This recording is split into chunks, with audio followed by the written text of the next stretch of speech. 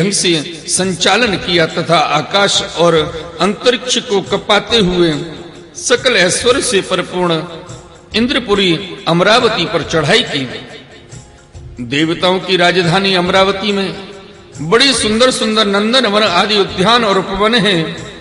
उन उद्यानों और उपवनों में पक्षियों की जोड़े चहकते रहते हैं। मधुलोभी भौरे मतवाले होकर गुणगान करते रहते हैं। लाल लाल नए नए पत्तों, फलों और पुष्पों से कल्प वृक्षों की शाखाएं लदी रहती हैं। वहां के सरोवरों में हंस, सारस, चकवी और बतखों की भीड़ लगी रहती है। उन्हीं में देवताओं के द्वारा सम्मानित देवांगनाएं जल क्रीड़ा करती रहती हैं।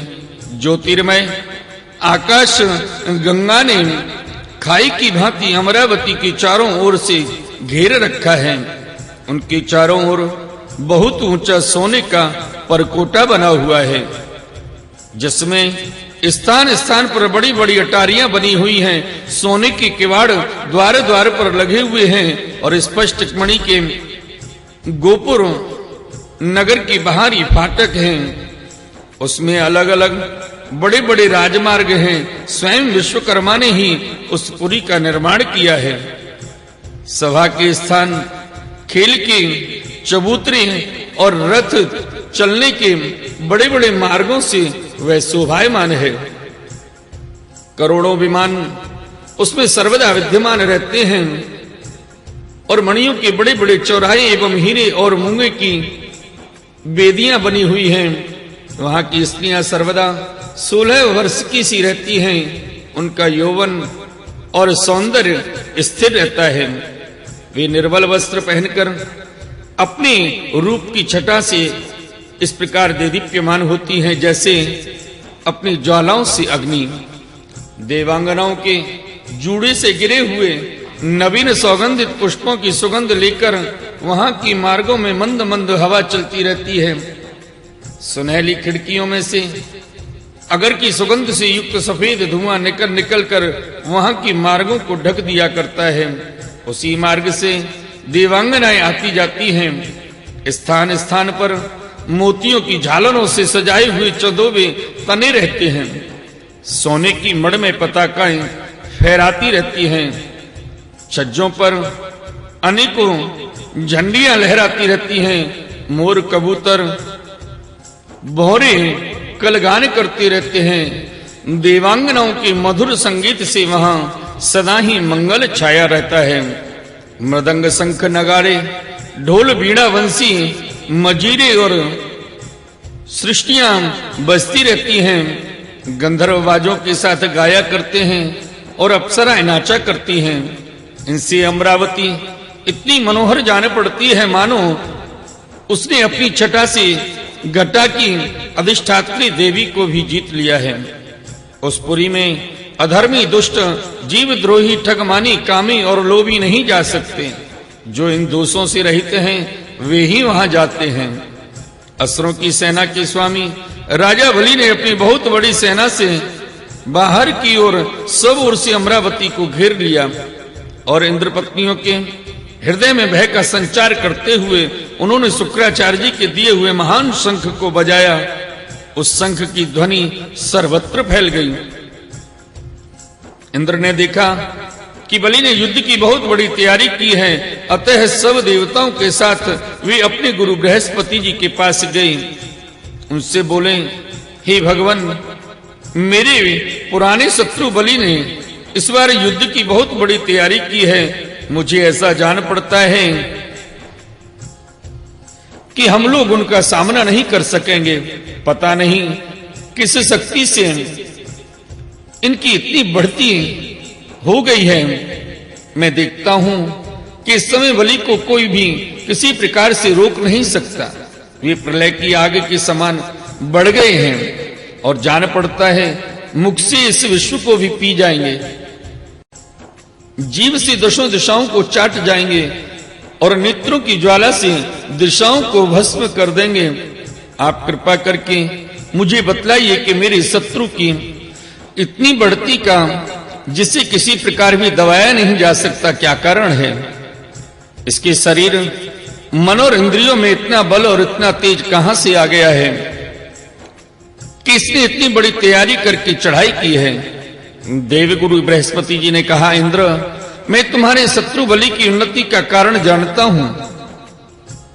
ब्रह्मवादी भृगुवंशियों ने अपने शिष्य बलि को महान तेज देकर शक्तियों का खजाना बना दिया है। सर्वशक्तिमान भगवान को छोड़कर तुम या तुम्हारे जैसा कोई भी बलि के सामने उसी प्रकार नहीं ठहर सकता जैसे काल के सामने प्राणी। इसलिए तुम लोग स्वर्ग को छोड़कर कहीं छिप जाओ और उस समय की प्रतीक्षा करो जब तुम्हारे शत्रु का भाग्य चक्र पलटे। इस समय ब्राह्मणों के तेज से बलि की उत्तरोत्तर वृद्धि हो रही है, उसकी शक्ति बहुत बढ़ गई है। जब यह उन्हीं ब्राह्मणों का तिरस्कार करेगा तब अपने परिवार परिकर के साथ नष्ट हो जाएगा। बृहस्पति जी देवताओं के समस्त स्वार्थ और परमार्थ के ज्ञाता थे। उन्होंने जब इस प्रकार देवताओं को सलाह दी तब वे स्वेच्छानुसार रूप धारण करके स्वर्ग छोड़कर चले गए। देवताओं के छिप जाने पर विरोचन नंदन बलि ने अमरावती पुरी पर अपना अधिकार कर लिया और फिर तीनों लोकों को जीत लिया। जब बलि विश्व विजयी हो गए तब शिष्य प्रेमी भृगुवंशियों ने अपनी अनुगत शिष्य से 100 अश्वमेध यज्ञ करवाए। उन यज्ञों के प्रभाव से बलि की कीर्ति कौमुदी तीनों लोकों से बाहर भी दसों दिशाओं में फैल गई और वे नक्षत्रों के राजा चंद्रमा के समान शोभायमान हुए। ब्राह्मण देवताओं की कृपा से प्राप्त समृद्ध राज्य लक्ष्मी का वे बड़ी उदारता से उपभोग करने लगे और अपने को कृत्य सा मानने लगे। बोले श्रीमद् भागवत महापुराण की जय। आइए भक्त वृंदो, श्रीमद् भागवत महापुराण के 8वें स्कंद में 16वें अध्याय महर्षि कश्यप जी के द्वारा अदिति को पयोव्रत का उपदेश प्रसंग श्रवण करें। श्री सुखदेव जी कहते हैं, हे परीक्षित, जब देवता इस प्रकार भागकर छिप गए और दैत्यों ने स्वर्ग पर अधिकार कर लिया तब देव माता अदिति को बड़ा दुख हुआ। वे अनाथ सी हो गईं। एक बार बहुत दिनों के बाद जब परम प्रभावशाली कश्यप मुनि की समाधि टूटी तब वे अदिति के आश्रम पर आए। उन्होंने देखा कि ना तो वहां सुख शांति है और ना किसी प्रकार का उत्साह या सजावट ही।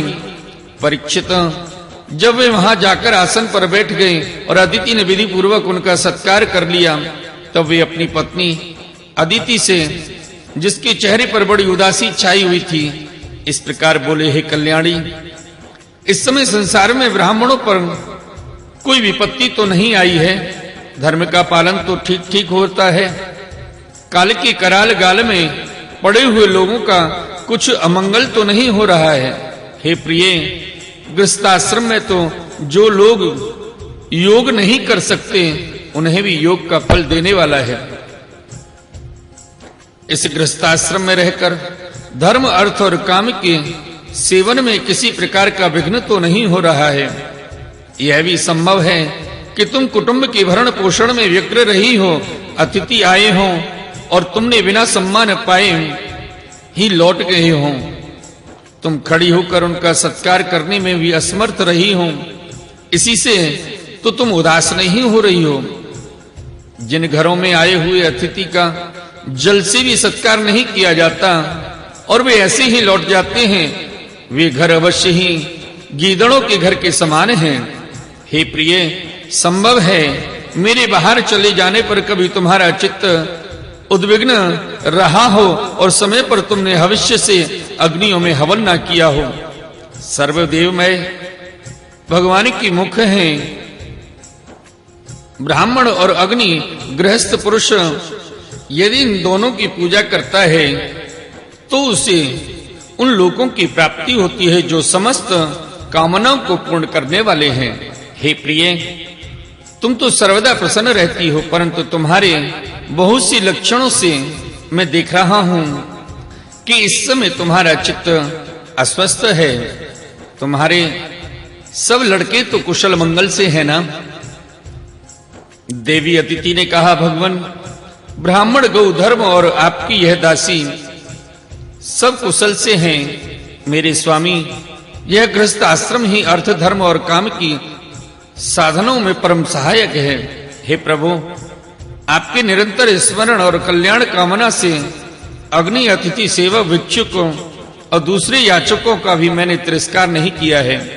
हे भगवान, जब आप जैसे प्रजापति मुझे इस प्रकार धर्म पालन का उपदेश करते हैं, तब भला मेरे मन की ऐसी कौन सी कामना है जो पूरी ना हो जाए। आर्यपुत्र, समस्त प्रजा वे चाहे सत्वगुणी, रजोगुणी या तमोगुणी हो, आपकी ही संतान हैं। कुछ आपके संकल्प से उत्पन्न हुए हैं और कुछ शरीर से। हे भगवान, इसमें संदेह नहीं कि आप सब संतानों के प्रति चाहे असुर हो